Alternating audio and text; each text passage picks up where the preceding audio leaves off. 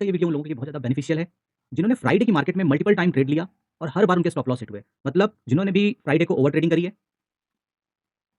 Over trading plus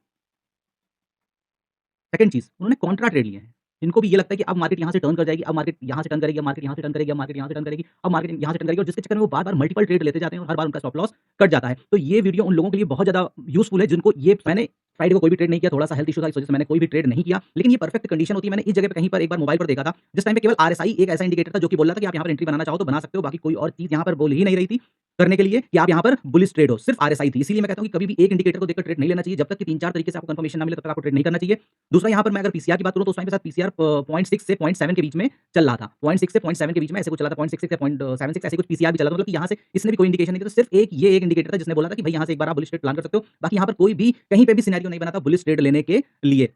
जब इस तरीके से ट्रेंडिंग मूविंग एवरेज चल रहा हो, तो आपको बार-बार कॉन्ट्रा ट्रेड नहीं लेना चाहिए और सबसे बड़ी बात जब इस तरीके से एक हेल्दी डिस्टेंस जैसे कि मेरा 7 और 16 का जो ये मूविंग एवरेज है, यहाँ पर आप देखोगे कि लगातार एक हेल्दी डिस्टेंस मेंटेन हो रहा है। तो जब हेल्दी डिस्टेंस मेंटेन होने लगता है मूविंग एवरेज में तो सबसे आपको अगर कुछ नहीं आता है तो आपका बस एक ही डिसीजन होना चाहिए जब तक कि इस मूविंग एवरेज के ऊपर आकर मार्केट ट्रेड करना स्टार्ट नहीं करेगी, मैं यहाँ पर बुलिश ट्रेड प्लान नहीं करूँगा। अगर मार्केट कुछ इस तरीके से जा रहे हैं, 2 मूविंग एवरेज कुछ इस तरीके से हेल्दी डिस्टेंस मेंटेन करते हुए जा रहे हैं और आप बार-बार बेयरिश ट्रेड बनाओगे तो मार्केट या तो यहाँ से सपोर्ट लेके निकल जाएगी या फिर यहाँ से सपोर्ट लेके निकल जाएगी। तब उस केस में अगर आपको बेयरिश ट्रेड ढूँढना है और इतना हेल्दी अगर डिस्टेंस मेंटेन हो रहा है दोनों के बीच में, तो जब तक मार्केट मूविंग एवरेज के नीचे अगर क्लोज़ करके मूव नहीं करेगी तब तक हम बेयरिश ट्रेड में नहीं जाएँगे। ये सबसे बेसिक रूल है। अगर आप टेक्निकल, चार्ट एनालिसिस, फंडामेंटल सारी चीज़ें जानते हो और अगर ये चीज़ नहीं जानते हो तो मतलब कि आप बहुत बड़ा यहाँ पर क्राइम कर रहे हो, चाहे आप इंट्राडे कर रहे हो और चाहे आप स्विंग ट्रेड कर रहे हो, ठीक है? तो यहाँ पर सबसे इंपॉर्टेंट चीज़ क्या थी कि आप मूविंग एवरेज को इग्नोर नहीं कर सकते हो और यहाँ पर आज जो ये फ्राइडे को मार्केट गई है, उसने क्लियर कट ये मूविंग एवरेज की आपको इंपॉर्टेंस दिखा दी, पहली चीज़। दूसरा बहुत इंपॉर्टेंट चीज़ था जो कि आप लोग शायद यूज़ नहीं करते हैं, मैं अपने हर एनालिसिस एनालिसिस में बोलता हूँ कि जो ये फिबोनाची के लेवल होते हैं, ये बहुत मैजिकल नंबर होते हैं और इसने ही मैं बहुत बड़ी चीज़ आपको बता रहा हूँ कि इसने ही मुझको बार-बार काउंटर ट्रेड में जो मेरी एंट्री करने की बीमारी थी, इसने मेरी बीमारी को खत्म किया।